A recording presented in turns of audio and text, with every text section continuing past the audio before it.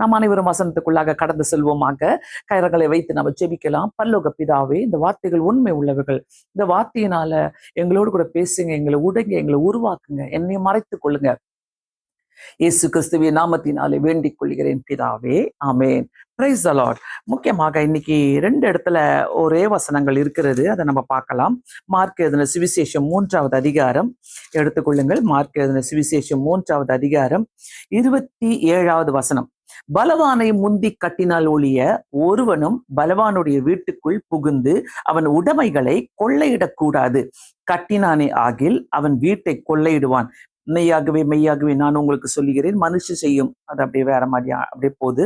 அதே மாதிரி இதே வசனம் மத்தேயு எழுதின சுவிசேஷம் 12வது அதிகாரம் 29வது வசனத்தை நம்ம பார்க்கலாம். அன்றியும் பலவானை முந்தி கட்டினால் ஒழிய பலவானுடைய வீட்டுக்குள்ளே ஒருவன் புகுந்து அவன் உடைமைகளை எப்படி கொள்ளையிடக்கூடும். கட்டினானே ஆகில் அவன் வீட்டை கொள்ளையிடலாம். இந்த வசனங்களை நான் படிக்கும் போது கண்டிப்பாக இது நிறைய பேருக்கு இன்னைக்கு தேவை என்பதை நான் உணர்ந்திருக்கிறேன்.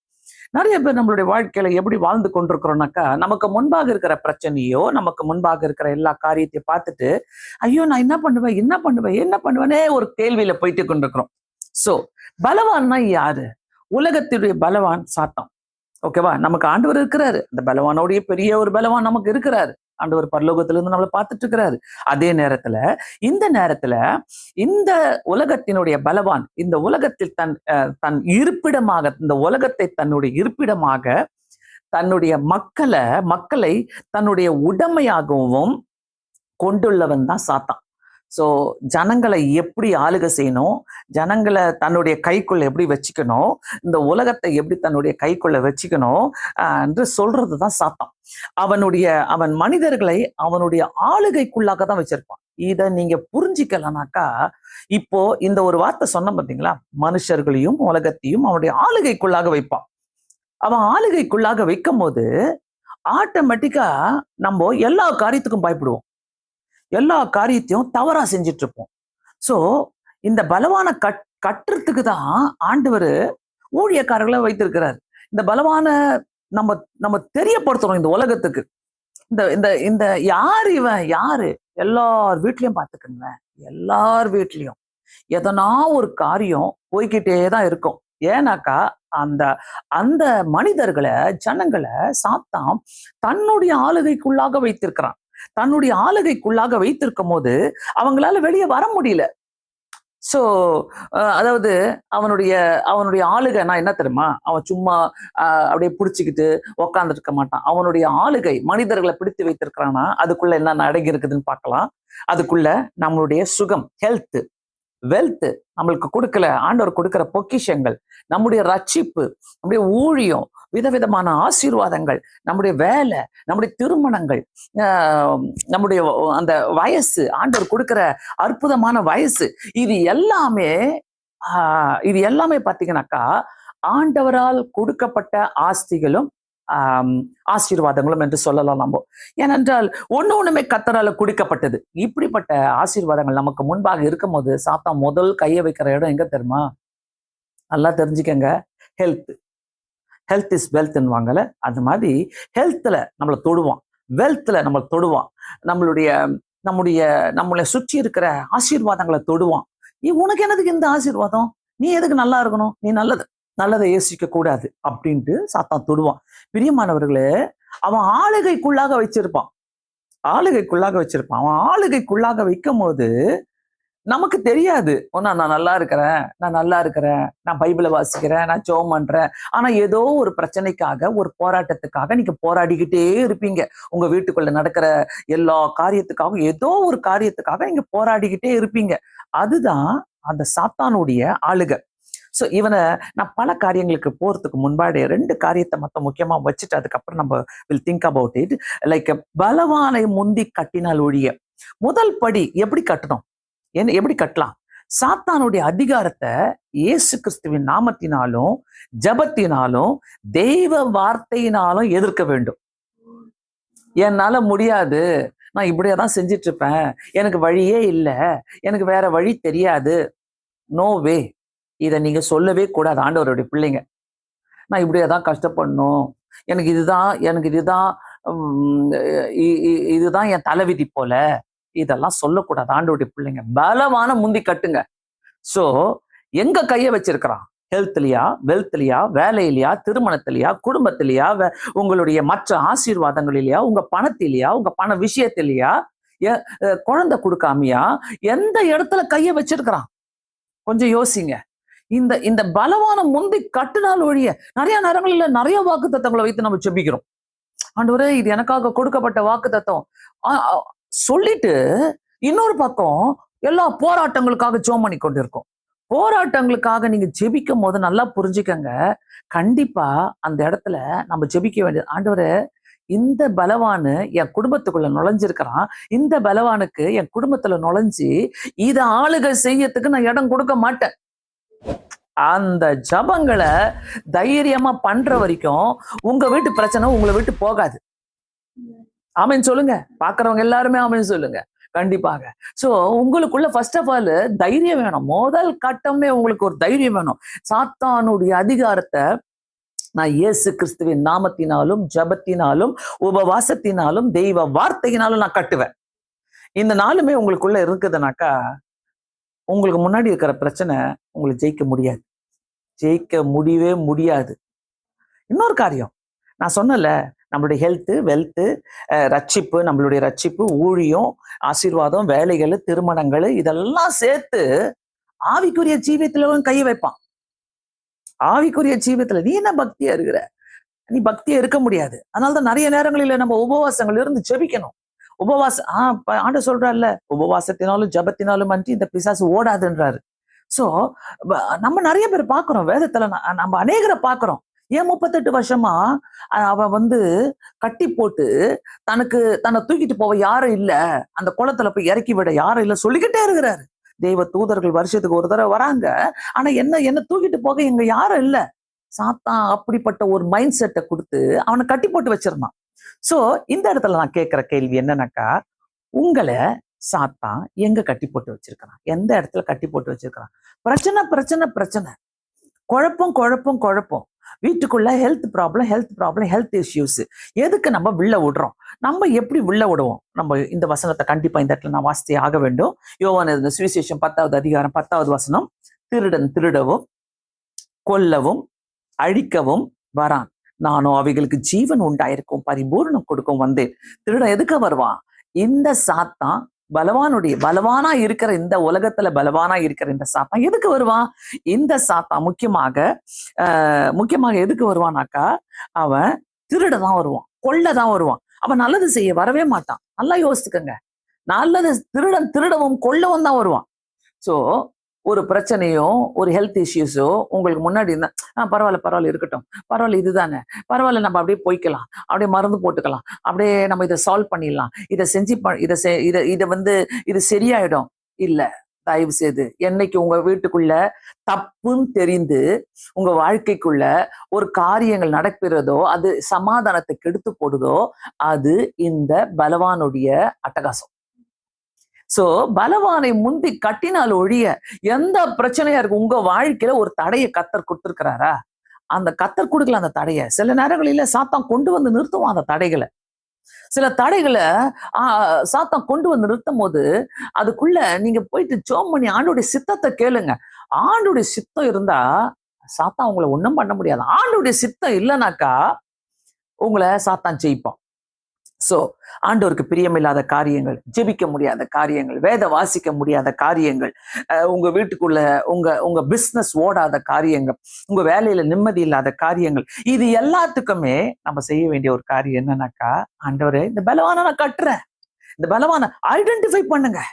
உங்க வீட்டுக்குள்ள சில ஐடென்டிபிகேஷன் தேவை, அடையாளம் கண்டுபிடிக்க. யார் இது? எங்கிருந்து வந்த? நீ எதனால வந்த? எப்படி வந்த? எதற்காக வந்திருக்கிற? தெரியாது, ஒண்ணுமே புரியாது.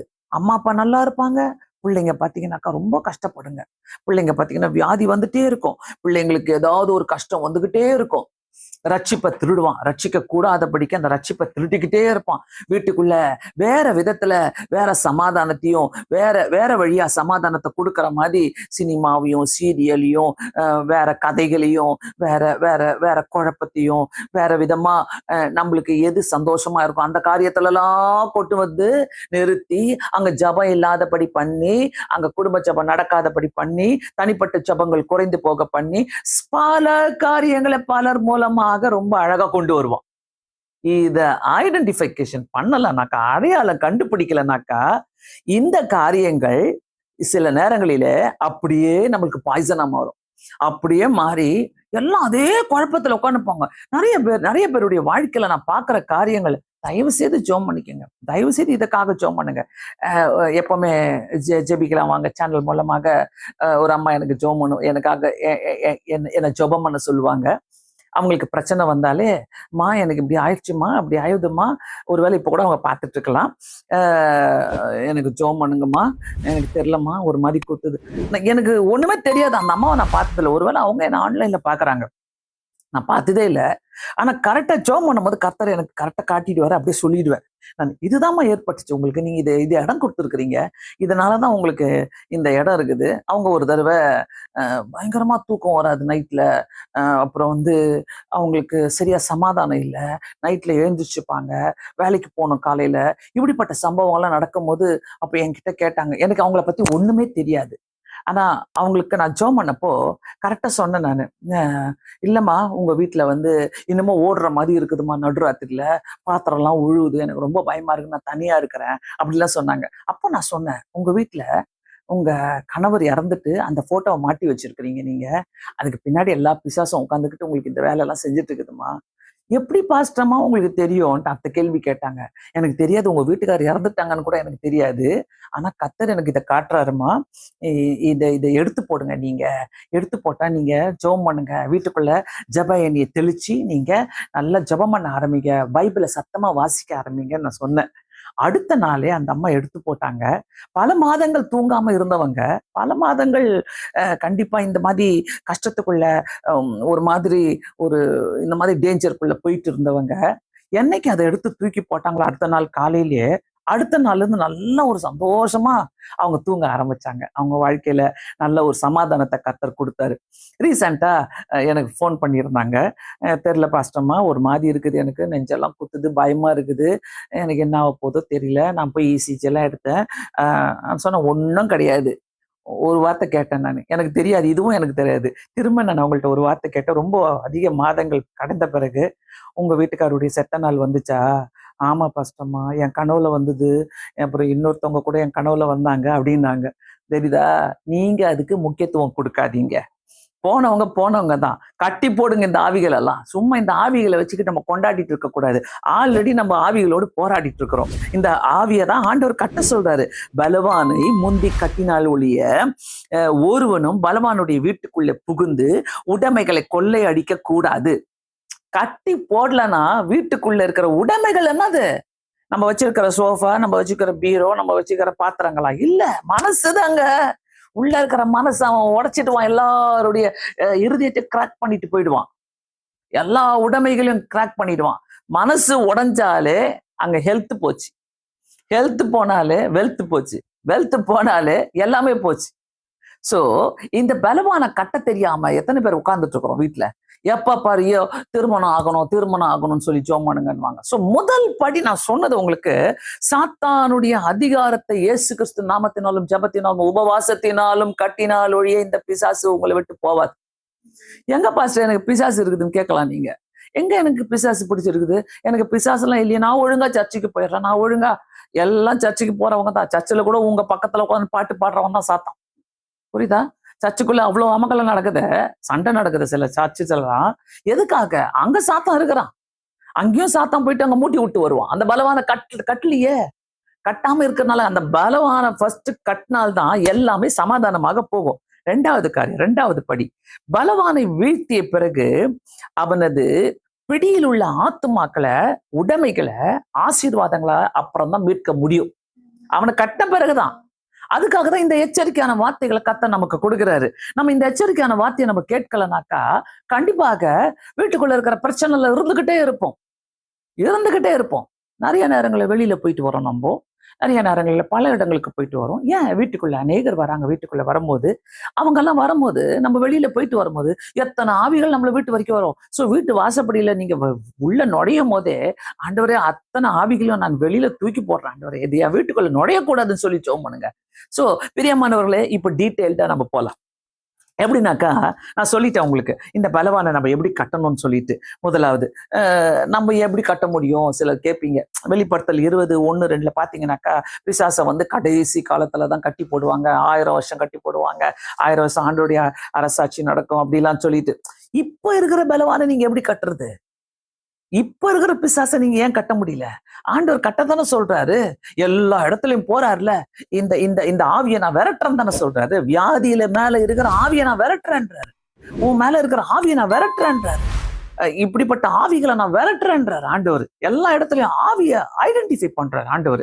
சோ நம்மளுடைய வாழ்க்கையில் இப்படிப்பட்ட காரியங்கள் வரும்போது ஆண்டவர்கிட்ட நம்ம ஜெபிக்க வேண்டிய காரியம், ஆண்டவரை என் குடும்பத்துக்குள்ள ஏன் சாபம், ஏன் என் வாழ்க்கையில் இப்படிப்பட்ட பிசாசுகள் என்ன அலக்கழித்து கொண்டிருக்கிறது, ஏன் என்ன தொந்தரவு பண்ணிட்டு இருக்குது நம்ம கேட்கும் போது எத்தனை ஆவிகள்ங்க, கற்பத்தை அடைத்து வச்சிருக்கிற ஆவிகள். எனக்கு தெரியும். இதெல்லாம் நாங்க பார்த்திருக்கோம். ஜெபத்துல நாங்க சிலர் வாயிலிருந்து அறிக்கைட்டு இருக்கிறாங்க. அபாஷன் ஆயிட்டே இருக்கும். அந்த பிசாசு சொல்லும் கடைசியில, நான் தான் 5 குழந்தைய நான் சாப்பிட்டேன். 5 முறை அவங்க பிரெக்னென்ட் ஆனாங்க. 5 முறையும் நான் அந்த குழந்தைய நான் சாப்பிட்டேன்னு சொல்லும். ஸோ இதை ஏன் நம்ம ஸ்பிரிச்சுவலா பார்க்கறதே இல்லை, ஆவிக்குரிய ரீதியில ஏன் பார்க்க மாட்டோம்? நான் அடிக்கடி சொல்லுவேன், ஒவ்வொரு காரியத்தையுமே ஆவியின் கண்களால பாருங்க. ஆவியின் கண்களால நீங்க பார்க்கும் போதுதான் ஆண்டவர் தப்ப உணர்த்துவார். இது உனக்கு இல்லைன்றத உணர்த்துவாரு ஆண்டவர். இது உனக்கு தான் சொல்லி உணர்த்துவாரு. ஆவிக்குரிய கண்களை நம்ம பார்க்கலனாக்கா போராட்டத்துக்குள்ள இருந்துகிட்டே தான் இருப்போம். ஸோ நீங்க நினைக்கிற காரியங்கள்ல சிலதெல்லாம் நம்ம என்ன பண்ணுவோம்னாக்கா, ஐயோ இது ஆண்டோடைய சித்தத்துக்கு நம்ம கொண்டு வரலாம், ஜெபம் பண்ணி கொண்டு வரலாம். அப்படி கிடையாது. சில காரியங்களை சில நபர்களை கர்த்தர் ஒதுக்கி வைக்கிறதுக்கு காரணம், ஆண்டவரே இது எனக்கு உண்மையாகவே நான் ஆண்டவரே இயேசு சுவாமி உம்மை அறிந்து கொள்ளணும், நான் தெரிந்து கொள்ளணும், நான் உம்மை புரிந்து கொள்ளணும், அதுக்காக தான் நீங்க இதெல்லாம் எனக்கு தர்றீங்கன்னு சொல்லிட்டு நம்ம ஜெபிக்கும் போது கண்டிப்பா கர்த்தர் சில ஆவிகளை கட்டி போடுவாரு. நம்ம கட்டி போடணும். இயேசு கிறிஸ்து நாமத்தினாலே நம்ம கட்டி போடணும். நம்ம கட்டி போடலனாக்கா கண்டிப்பா முடியாது. அதனாலதான் திருடவும் கொல்லவும் அழிக்கவும் வருகிறான். சோ சில நேரங்களில ஆக்சிடென்ட்டை உருவாக்கும் பார்த்துக்கிறீங்களா? அப்படியே பயங்கரமா இருக்கும். வயசு பிள்ளைங்க ஆக்சிடென்ட்ல இறந்து போவாங்க. வயசு பிள்ளைங்க, ஐயோ நினைச்சு பார்த்தாலே எதுக்கு அந்த வீட்டுக்குள்ள சரியான ஜபம் கிடையாது, இந்த மாதிரி ஒரு புரிதல் கிடையாது, இதை தெரிஞ்சுக்கிறது இல்லைன்னா நம்ம வீட்டை விட்டு வெளில போகும்போது எப்படி ஜெபம், ஆண்டவரே நாங்க போறோம், பாதுகாத்து கொள்ளுங்க, நாங்க சந்தோஷமா வீட்டுக்கு திரும்பி வரணும்னு சொல்லி நாங்க ஜெபம் பண்ணுவோம். நானும் அப்படித்தான் ஜெபம் பண்ணுவேன். நாங்க திரும்பி வரும்போது சந்தோஷமா வரணும் ஆண்டவரே. இல்லைன்னா நிறைய குடும்பத்துல நான் பார்த்திருக்கிறேன், சண்டையோட தான் வருவாங்க, குழப்பத்தோடு தான் வருவாங்க. போகும்போது ஜாலியா போவாங்க, வரும்போது சண்டையோடு வருவாங்க, குழப்பத்தோடு. சாத்தான் காத்துட்டு இருப்பான். அந்த வீட்டுல ஜெபிக்கிறவங்க இருக்கிறீங்களாங்கனாக்கா உங்களை தான் ஃபர்ஸ்ட் அட்டாக் பண்ணுவோம். உங்க மூட அவுட் பண்ணிட்டானா 2 நாள் 1 வாரத்துக்கு ஜெபிக்கவே முடியாது. ஐயோ ஜெபம் பண்ணுமா, ஐயோ முடியலையே, இந்த பிரச்சனையை நான் எப்படி தாண்டி வருவேன், இதை நான் எப்படி யோசிப்பேன். வேலைக்கு போறதுக்கு முன்னாடி அங்க இருக்கிற வாய்களை கட்டி போடுங்க. ஆண்டவரே இவங்க எனக்கு விரோதமா செஞ்சுட்டு இருக்கிறாங்க, இந்த வாய்களை நான் கட்டி போடுறேன் ஆண்டவரே. இவங்க எனக்கு விரோதமா எழும்புறாங்க, நான் இந்த வாய்களை நான் கட்டி போடுறேன் ஆண்டவரே சொல்லிக்கிட்டு போங்க. முதல்ல கட்டுங்க, பலவான முந்தி கட்டுங்க. எந்த பலவானது எதெல்லாம் உங்களை தாக்கிட்டு இருக்குதோ அந்த பலவானின் ஆவிகளை கட்டுங்க. அந்த பலவானின் ஆவிகளை நீங்க கட்டலைனாக்கா பிரியமானவர்களே, நம்ம வாழ்க்கையில சாத்தான் நம்ம தலை மேல உக்காந்து மிளகா அரைப்பான். நல்லா புரிஞ்சுக்கங்க. அதனால்தான் அநேகர் இந்த நாளில கஷ்டப்பட்டுட்டு இருக்கிறீங்க. எந்த ஆவியா இருக்கட்டும்ங்க, எப்படிப்பட்ட ஆவிகளா இருக்கட்டும், உங்க வீட்டுக்கார் மூலமா, உங்க மனைவி மூலமாக வேண்டாத ஆவிகள் நுழைந்து உங்க சமாதானத்தை கெடுக்குதா? சிலர் சொல்லுவாங்க, என் மனைவி வீட்டுக்குள்ள வந்தாலே சந்தோஷமே கிடையாது, சமாதானமே கிடையாது. எங்க வீட்டுக்கார் வீட்டுக்குள்ள வந்தாலே பயங்கர குடிச்சிட்டு வராரு, வெறிச்சிட்டு வராரு, என்ன பேசுறாருன்னு தெரியாது. என் பிள்ளைங்க வந்தாலே ட்ரக்ஸ் எடுத்துட்டு வராங்க. எங்க பிள்ளைகள் மூலமாக அவங்க எங்க போயிட்டு வராங்கன்னு தெரியாது உங்களுக்கு. கட்டி ஜெபம் பண்ணுங்க. ஒவ்வொரு பேரண்ட்ஸும், ஒவ்வொரு நபர்களும் காட்டி நீங்க ஜெபிக்காம எதையும் நீங்க ஜெயிக்கவே முடியாது. நிறைய பேருடைய வாழ்க்கையில சிந்திக்கிற காரியங்கள் என்னன்னாக்கா, அப்படியே எல்லாமே நல்லா முடிஞ்சிடும், எல்லாமே நல்லா ஆயிடும், எல்லாமே சூப்பர் ஆயிடும். பணத்தை வச்சு ஜெயிக்க முடியாது, படிப்பை வச்சு ஜெயிக்க முடியாது, புகழை வைத்து ஜெயிக்க முடியாது. எந்த காரியத்தை வைத்து ஜெயிக்கவே முடியாதுங்க. கர்த்தராகிய இயேசு கிறிஸ்துங்க இல்லைனாக்கா நம்ம முந்தி கட்டிலால் ஒழிய நம்ம ஒரு பெரிய ஆசீர்வாதத்தையோ ஒரு பெரிய சமாதானத்தையோ நம்ம பார்க்கவே முடியாது. நிறைய இடங்களில என்னை எதிர்த்து வர காரியங்கள்ல நான் டெய்லி ஜெபிப்பேன். உனக்கு விரோதமா எழும்பும் எந்த ஆயுதமும் வாய்க்காதே போகும் என்று ஆண்டவர் சொல்லியிருக்கிறாரு. அதே நேரத்துல நான் டெய்லி ஜெபிக்கிற ஒரு காரியம் என்னன்னாக்கா, ஆண்டவரை கட்டி போடுறேன். இந்த ஆவிகளுக்கு அதிகாரம் கிடையாது, கட்டி போடுங்க. யாரா இருந்தாலும் சபைக்குள்ள போறீங்களா, சபையில நீங்க ஒரு தலைவரா இருக்கிறீங்களா, சபையில நீங்க ஒரு லீடரா இருக்கிறீங்களா, சபை குருவா இருக்கிறீங்களா, சபை ஊழியரா இருக்கிறீங்களா, ஊழியக்காரா இருக்கிறீங்களா, சபையில போயிட்டு நீங்க எதையாவது செய்யணும்னு நினைக்கிறீங்களா, கட்டி போட்டுட்டு போங்க. நீங்க ஜெபிக்கிற ஆளா இருந்தா சபைக்குள்ள போயிட்டு கட்டி போடுங்க அந்த ஆவிகளை. இயேசுவின் நாமத்தினால நான் வாயை அடக்கி போடுறேன் ஆண்டவரே. யாரு அன்னைக்கு பிரச்சனை பண்ணணும்னு வரணும்னு இருக்கிறாங்களோ, பிரியமானவர்களே, கர்த்தர் அவங்களை அடக்கி ஒதுக்கி வைப்பாரு. நல்லா தெரிஞ்சுக்கங்க. அதனால ஜெபம் நமக்கு ரொம்ப முக்கியம். அதே மாதிரி உங்க வேலைக்கு போகும்போது நீங்க செய்யற பிசினஸ்ல உங்க பிசினஸ் டவுன் ஆகுதா, ஆண்டவரே நான் கட்டி போடுறேன். இது எங்க பயப்படுறீங்களோ அந்த பயத்தை சாத்தான் கொடுத்துருவோம். நிறைய பேருக்கு ஒரு பயம் உண்டு. ஐயோ, என் பிசினஸ் போகலன்னா எனக்கு யாரு, எனக்கு எப்படி நடக்கும், என்ன பண்ண போறேன், ஐயோ என் பணம் குறைஞ்சிட்டா நான் என்ன பண்ண போறேன், எப்படி ஆகும். அந்த ஆவிகளை கட்டி போடுங்க. எவ்ரிடே நீங்க காலை கீழே வைக்கும் போதே, பூமியில காலையில எழுந்திருக்கும் போதே, என்னைக்குமே என் கால் இந்த பூமியில படுதுனாக்கா நான் ஃபர்ஸ்ட் இயேசுவின் நாமத்தினாலே, அப்பா இந்த நாள் உமக்குரிய நாள் ஆண்டவரே, என்னை எடுத்து வல்லமையா உபயோகப்படுத்துங்க. சாத்தான் போட்டிருக்கிற அத்தனை திட்டங்களையும் நசரேயனாகிய இயேசுவின் நாமத்தினாலே நான் கடிந்து கொள்கிறேன் என்று சொல்லும் போது கண்டிப்பாக கர்த்தர் ஒரு விடுதலை கொடுக்கிற தேவனா இருக்கிறார். Praise the Lord. கண்டிப்பா இந்த நிமிஷத்துல யாராவது பார்த்துட்டு இருக்கிறீங்கன்னாக்கா, ஆண்டவரே என் வீட்டுக்குள்ள இப்படிப்பட்ட பயங்கள் இருக்குது, என் வீட்டை தாங்க ரொம்ப பிடிக்கும் சாத்தானுக்கு. கொல்லவும் திருடன் எங்க வருவான்? வீட்டுக்கு தானே வருவான். அவன் கொள்ளடிக்க வீட்டுக்கு தானே வருவான், உங்க ஆபீஸுக்கு தானே வருவான், உங்க வேலை ஸ்தலத்துல தானே வருவான் திருடத்துக்கு. வேற எங்க போவான்? எங்கெங்க வேலை செய்யறோமோ, எந்தெந்த இடங்களில நம்ம இருக்கிறோமோ அந்த இடத்துலலாம் திருட வருவாங்க. அவன் திருட வரும்போது வான மண்டலங்களில் இருக்கிற சத்துருவின் சேனைகளை அடக்கி போட்டு சோமனுங்க. தானியேலு 10வது அதிகாரத்துல என்னால டீட்டெயிலா நான் சொல்ல முடியலன்னா கூட இந்த இடத்துல நான் சொல்லணும், லைட்டா உங்களுக்கு சொல்றேன். அந்த தானியேல் ஜெபிக்கும் போது காபிரியேலு ஒரு விடுதலையை கொண்டு வரணும்னு பாக்குறாரு, முடியல. அப்போ வான மண்டலங்களில் இருக்கிற சத்துருவின் சேனைகளை கட்டி போட்ட பிறகுதான் காபிரியேல் அந்த ஒரு விடுதலையை தானியேலுக்கு கொடுத்துட்டு போறாரு. பிரியமானவர்களே, மறக்காதீங்க, சில இடங்களில எங்க நம்ம யாக்கோபு கூட பாக்குறோம்ல, போராடி கொண்டிருக்கும் போது அங்க ஒரு தெய்வ தூதர் போராடி கொண்டிருக்கும் போது அந்த இடத்துல மீட்டுக்கொள் ஆண்டவர், கமான், உன்னை நான் ஆசீர்வதிக்கிறேன், இனி நீ இஸ்ரவேல் என்று அழைக்கப்படுவாய் என்று சொல்லி, நீர் என்னை ஆசீர்வதித்தால் விடமாட்டேன் என்று சொல்லும் போது, சோ உங்களை பாதர் பண்ணிக்கிட்டு இருக்கிற உங்களை அப்படியே உங்களை நொறுக்கி உங்களை ஒடுக்கி, ஆண்டவரே எனக்கு புரியலையே, நான் இப்படி கஷ்டப்படுறேன்னு, நான் இப்படிப்பட்ட காரியத்துல இருக்கிறேன்னு, எனக்கு என்ன செய்யறதுன்னு அடுத்த ஸ்டெப் எடுத்து வைக்க முடியலையே, நீங்க கவலைப்படுறீங்கிறாங்கன்னா அந்த எல்லா கஷ்டத்தையும் துன்பத்தையும் ஆண்டவர் கையில கொடுத்துட்டு பலவான முந்தி கட்டினால் ஒழிய நம்ம விடுதலை பார்க்கவே முடியாது. சோ இந்த பலவான திருமண காரியங்களில முக்கியமாக கல்யாணம் பண்ண போறீங்களா, திருமணம் ஆக போதா, உங்களுக்கு திருமணம் ஆகாமல் இருக்குதா, திருமணம் ஆக போதா, ஆண்டவர்ட்ட ஜெபம் பண்ணுங்க. உமக்கு சித்தம் இல்லாத எந்த காரியமோ, எந்த பெண்ணோ, எந்த பையனோ என்னுடைய வாழ்க்கையில வரக்கூடாது ஆண்டவரே, நீங்க கண்டிப்பா ஜெபம் பண்ணுங்க. அதே மாதிரி நிறைய கோர்ட் கேஸ போட்டு வைப்பான் பாத்தீங்களா சில குடும்பத்துல. கோர்ட்டுக்கும் அப்படியே லாயருக்கும் கோர்ட்டுக்கும் ஓடிக்கிட்டே இருப்பாங்க சிலர்லாம். புரியவே புரியாது, நிறைய காசை செலவு பண்ணிக்கிட்டே இருப்பாங்க இந்த விஷயங்களில். ஐயோ இதனா இந்த கோர்ட்டு கேஸ் இப்படி வந்திருக்குதே, நம்ம என்ன பண்ணோம்? அந்த பலவான முன்னாடி கட்டுங்க. இயேசு கிறிஸ்துவின் நாமத்தினாலே நீங்க கட்டுனால் ஒழிய, அப்படியே எனக்கு காசு இருக்குது நான் ஜெயிச்சிடுவேன், இந்த விஷயத்த பார்க்கலாம். சுய பலத்தினால நம்ம எதுவுமே ஜெயிக்க முடியாதுங்க பிரியமானவர்களே, எதுவுமே ஜெயிக்க முடியாது. ஆண்டவர் அனுமதிக்கிற சில நேரங்களில சில காரியங்களை நம்ம பார்க்கும்போது கண்டிப்பா இப்படிப்பட்ட காரியங்களிலிருந்து நான் விடுதலை பெற்றுக்கொள்ளணும், எனக்கு பலவான கட்டினால் ஒழிய. ரொம்ப அழகா சொல்லுது பாருங்க அந்த வசனங்கள் சொல்லும் போது. ஆண்டவர் கட்டி போடுறாரு பாருங்க ஒரு இடத்துலயும். அந்த பலவான, முக்கியமா லேகியோன் பிசாசை நம்ம பாக்குறோம்ல, ஆண்டவர் அந்த வழியா போகும்போது ஃபர்ஸ்ட் கட்டி போடுறாரு ஆண்டவர் அந்த ஆவிய. அந்த அந்த அந்த அந்த பலவானின் ஆவியை கட்டி போட்டு வச்சிருக்கிறாங்க, அவனால ஒண்ணும் செய்ய முடியல. ஆனா ஆண்டவர் போயிட்டு அந்த ஆவியை என்ன பண்றாரு, எல்லாத்தையும் ரிலீஸ் பண்ணி பன்றிகள் மேல விடும் போது இந்த லேகியோன் பிசாசு பிடித்தவன் தெளிவாயிடுறான். சோ வீட்டுக்குள்ள சில நேரங்களில குழப்பத்தை கொண்டு வருகிற ஆவி, பிள்ளைகள் மூலமாக டென்ஷனை கொண்டு வருகிற ஆவிகள், நம்மளுடைய சமாதானத்தை கலைத்து போடுகிற ஆவிகள், நம்மளுடைய வாழ்க்கையில இப்படி எல்லாம் ஏற்படும், நிறைய ஏற்படும். உடனே ஐடென்டிஃபை பண்ணுங்க, அடையாளம் கண்டுபிடிங்க. ஆண்டவரே இந்த ஆவிகளை நான் கட்டி போடுறேன், முழங்கால் போட்டு செபிங்க.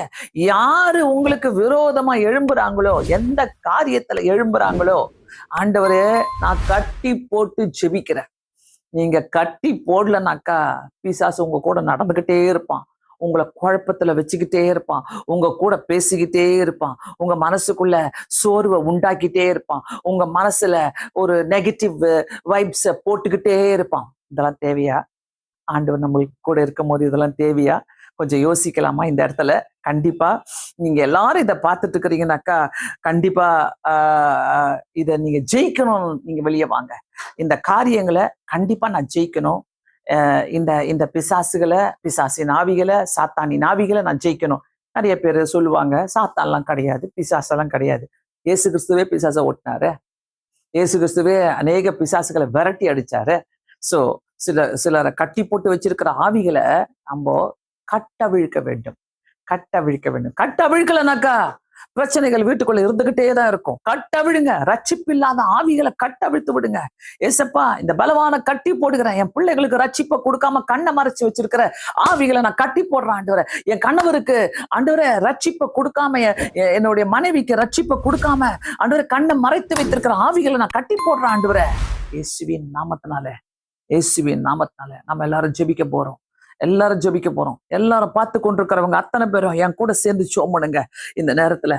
ஆண்டவர் ஒரு பெரிய விடுதலை தருவாராக. இயேசு சுவாமி, எல்லாரும் ஜெபம் பண்ணுங்க. உங்க வீட்டுக்குள்ள பார்த்துட்டு இருக்கிறீங்கன்னாக்கா, உங்க வீட்டுல உங்களை டாமினேட் பண்ணிட்டு இருக்கிற ஆவிகள் கட்டவிழ்க்கப்பட்டுட்டு பலவான முன்னாடி கட்டுங்க. ஃபர்ஸ்ட் எந்தெந்த ஆவிகள் நம்முடைய வாழ்க்கையில, நம்முடைய சரீரத்துல, நம்முடைய வியாதியை குறித்து கட்டி போட்டு வச்சிருக்கிறதோ, இயேசு கிறிஸ்துவின் நாமத்தினால இந்த பலவான கட்டி போடுறான் ஆண்டவரே. எனக்கு மரணத்தின் ஆவிகள் சிலருக்கு, ஐயோ எனக்கு மரணம் வந்துருமோ, இப்படிப்பட்ட கேன்சர் வந்துருமோ, சிலருக்கெல்லாம் அப்படி பேசுவாங்க பாத்தீங்களா, எனக்கு கேன்சர் வந்துருமோன்னு பயம், எனக்கு இந்த வியாதி வந்துருமோன்னு பயம், அந்த வியாதி வந்துருமோன்னு பயம், என்னை ஹாஸ்பிட்டல் அட்மிட் பண்ணிடுவாங்களோ எனக்கு பயம், எனக்கு இப்படி ஆயிடுமோ பயம், எனக்கு என் பிள்ளைகளுக்கு அப்படி ஆயிடுமோ என்ற பயங்கள் கட்டவிழ்த்து போடுங்க. பலவான முந்தி கட்டுங்க. இந்த மாதிரி ஆவிகளை கட்டி போடுங்க ஆண்டவரே. இந்த ஆவிகளுக்கு வான மண்டலங்களில் சத்துருவின் சேனைகளுக்கு அதிகாரம் கிடையாது ஆண்டவரே. ஜெபிக்கும் போது கண்டிப்பா எல்லாரும் பார்த்து கொண்டிருக்கிற எத்தனை பேருமே என்னோடு கூட சேர்ந்து ஜெபியுங்க.